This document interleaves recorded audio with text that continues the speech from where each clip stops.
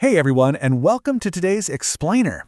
So, today we're tackling something that seems super basic on the surface, but can actually turn into complete and utter chaos. I'm talking about prepositions. We're going to start with some basic logic, right? And then we'll level up together until we hit the really tricky stuff.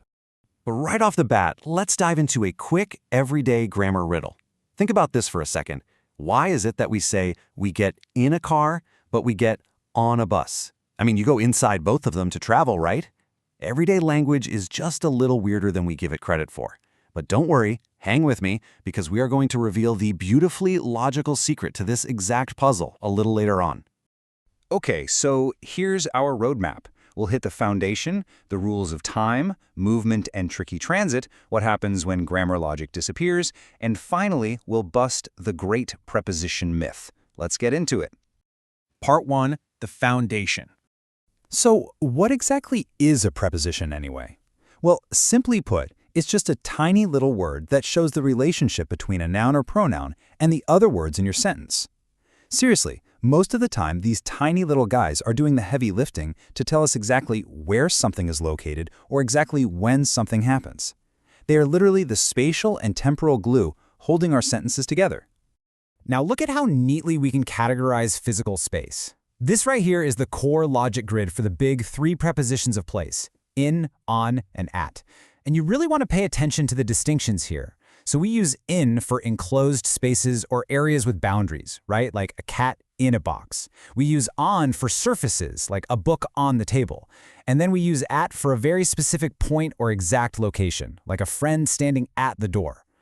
And of course, beyond those big three, we have other basic space prepositions that help us quickly visualize relationships. You can instantly picture a dog sitting under the table, or a bank that's right next to or beside the pharmacy, or a person sitting between their two best friends. It's all about mapping out those visual relationships between objects in physical space. Moving on to Part 2, the rules of time. Okay, so applying these exact same rules to time acts almost like a giant funnel that just gets narrower and narrower. Up at the very top, the widest part of the funnel, we use in for those really long periods of time. Months, years, seasons. Think in October. Then, as we get a little more specific and move down the funnel, we use on for days of the week and specific dates, like on Monday. And finally, right at the very bottom tip of the funnel, the absolute most specific point, we use at for exact clock times and precise moments, like at 8 p.m. Okay, let's just pause for a quick beat. I want you to actively challenge yourself here to mentally fill in these blanks using that logical grid we just looked at. You ready? Number 1, my English class is on Tuesday. Number 2, I left my keys on the kitchen counter. Number 3, the train leaves at 3:30. And number 4, she was born in 1995. So how'd you do? If you nailed those, you are officially mastering the foundation. Level 2, Part 3, Movement and Tricky Transit. So prepositions also pair up brilliantly with action verbs to show physical trajectory. For instance, you walk to a destination. You jump into a pool, moving from the outside to the inside. You pull your phone out of a bag. You drive a train through a dark tunnel, basically moving from one side of an enclosed space all the way to the other. And you walk across a bridge, going from one side of a surface to the other side. They just perfectly track motion. Which actually brings us to the fantastic, secret transportation rule. Remember that riddle from the very beginning about the car and the bus? Well, look at Rule A on the left here. You use in if you must physically sit down to enter the vehicle, and you absolutely cannot stand up and walk around. That is exactly why you get in a car, in a taxi, or in a helicopter. But check out Rule B on the right. You use on if you actually have the physical space to stand up and walk around inside, or if you sit directly on top of it. And that, my friends, is why you get on a bus, on a plane, on a ship, or on a bicycle. It is such a wonderfully logical rule when you finally see it. But of course, language is full of nuance. Check out this incredibly tricky comparison. Look at how simply swapping in and at for the exact same physical place completely alters the entire meaning of the sentence.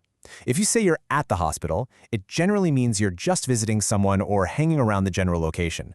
But if you say you're in the hospital, well, that strongly implies you are actually a patient, physically admitted to a room inside the building. Literally, one tiny word completely changes the entire narrative. Which leads us to part 4, when grammar logic disappears. All right, welcome to the tricky world of dependent prepositions. These are basically inflexible word partnerships. And honestly, they just have to be memorized because, well, there is absolutely zero spatial logic here. For example, you are interested in history, not about it. You are good at math, not in it. You are afraid of the dark, not from it. The outcome depends on the weather. You apologize for a delay, and a lawyer objects to the evidence. These pairs are just permanently glued together in the English language. No way around it. Plus, to make things even wilder, these tiny words can team up with nouns to become something else entirely. When a preposition joins a noun, it essentially forms a phrase that acts as a modifier. Take a look at the first example. It can act as an adjective modifying a noun, basically telling us which one, as in, the book on the top shelf is dusty. Or, looking at the second example, it can actually act as an adverb modifying a verb, telling us how an action was performed, like, she sang with great passion. It really is amazing how versatile these little structural words actually are. And finally, our boss level, part 5, the great preposition myth. Now, you have almost certainly heard this quote presented as absolute law by traditional grammar teachers. You should never end a sentence with a preposition. For decades, people were strictly taught that leaving these tiny words dangling at the end of a thought was just this massive failure of proper English. But let's look at the modern reality here. On the left, you've got the incredibly stiff, traditional phrasing required to actually satisfy that old rule. To whom are you talking? Or the project on which I am working. Come on, let's be honest. Literally nobody actually speaks like that in real life. Now look on the right. You see the perfectly natural, acceptable modern reality. Who are you talking to? And the project I am working on. Ending a sentence with a preposition is absolutely 100% correct in modern English, especially in questions and relative clauses. So go ahead, you are completely empowered to speak naturally.